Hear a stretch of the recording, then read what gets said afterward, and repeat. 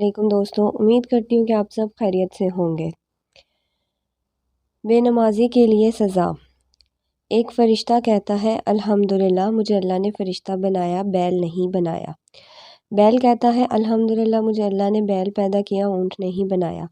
اونٹ کہتا ہے الحمدللہ مجھے اللہ نے اونٹ پیدا کیا، شیر نہیں بنایا۔ شیر کہتا ہے الحمدللہ مجھے اللہ نے شیر پیدا کیا، گدھا نہیں بنایا۔ گدھا کہتا ہے الحمدللہ مجھے اللہ نے گدھا پیدا کیا، کتا نہیں بنایا۔ کتا کہتا ہے الحمدللہ مجھے اللہ نے کتا بنایا ہے، سور نہیں بنایا۔ سور کہتا ہے الحمدللہ مجھے اللہ رب العزت نے سور بنایا ہے، بے نمازی انسان نہیں بنایا۔ حضرت ابو ہریرہ رضی اللہ عنہ سے روایت ہے کہ رسول پاک صلی اللہ علیہ وسلم نے فرمایا جو شخص نماز فجر نہ پڑھے گا اس کے رزق میں برکت نہیں ہوگی۔ جو شخص نماز فجر نہ پڑھے گا اس کے رزق میں برکت نہیں ہوگی۔ جو شخص نماز ظہر ترک کرے گا اس کے قلب میں نور نہیں ہوگا۔ جو شخص نماز عصر چھوڑے گا اسے احساس کی قوت جاتی رہے گی۔ جو شخص نماز مغرب سے غفلت کرے گا اس کے کھانے میں لذت نہیں رہے گی۔ جو شخص نماز عشاء ادا نہ کرے گا دنیا اور آخرت میں اس کا ایمان نصیب نہیں ہوگا۔ حدیث نبی صلی اللہ علیہ وسلم میں ہے کہ جس شخص نے نماز کو کوئی وقت اپنی غفلت سے ترک کر دیا گویا اس نے اپنے آپ کو بغیر چھری کے ذبح کر ڈالا۔ جس نے 2 وقت کی نماز سے غفلت کی وہ گویا رحمت العالمین سے دور ہو گیا۔ جس نے 3 وقت کی نماز نہ پڑھی گویا اس نے رسول پاک صلی اللہ علیہ وسلم کی روح مبارک کو قبر نور میں تکلیف دی۔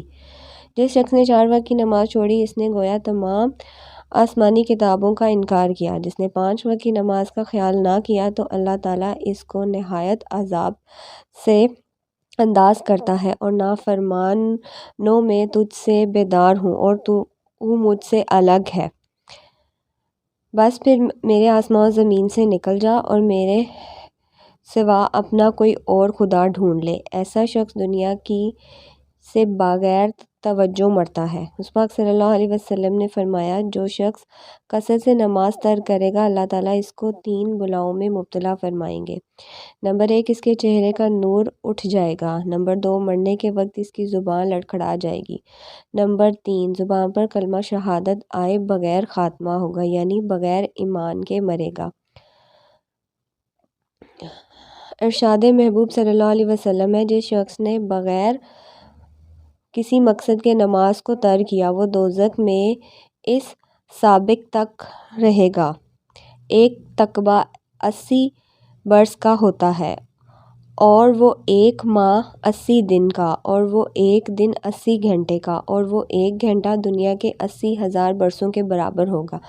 صحابہ کرام رضوان اللہ اجمعین اور بعض علماء نے اس کی خلافت رکھتے ہوئے بغیر کسی مقصد کے نماز کو ترک کرنے والا چھوڑنے والا کافر ہے یا نہیں۔